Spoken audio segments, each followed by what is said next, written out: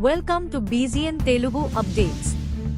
ఇటీవల వయసుతో సంబంధం లేకుండా చాలా మంది డయాబెటీస్, గుండె సంబంధిత వ్యాధులకు గురవుతున్నారు. వీటి చికిత్స కూడా చాలా ఖరీదైనదే కావడంతో సామాన్యులకు ఈ మందులు కొనుగోలు చేయడం పెద్ద సవాలుగా మారింది. అలాంటి వారి కోసం కేంద్ర ప్రభుత్వం గుడ్ న్యూస్ చెప్పింది. డయాబెటిక్, గుండె సంబంధిత వ్యాధికి సంబంధించిన మందుల ధరలను సగానికి పైగా తగ్గించింది. అంతేకాకుండా సాధారణంగా వినియోగించే 41 రకాల మందుల ధరలను తగ్గిస్తూ కేంద్రం నిర్ణయం తీసుకుంది. ఫలితంగా డయాబెటిస్, ఒళ్ళు నొప్పులు, కాలేయ సమస్యలు, యాంటాసిడ్స్, ఇన్ఫెక్షన్లు, అలర్జీలు, మల్టీవిటమిన్, యాంటీబయాటిక్ మందుల ధరలు దిగిరానున్నాయి.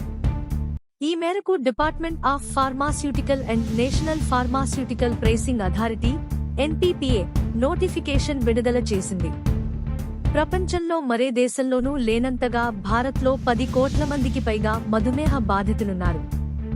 మందులు, ఇన్సులిన్పై ఆధారపడే వారికి ధరల తగ్గింపు పెద్ద ఉపశమనంగానే చెప్పుకోవాలి.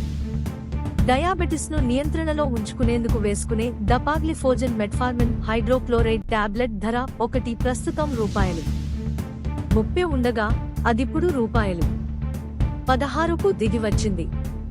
వీటితో పాటు మరో 6 రకాల వ్యాధులకు సంబంధించిన మందుల ధరలు కూడా భారీగా తగ్గాయి. Like, comment and subscribe.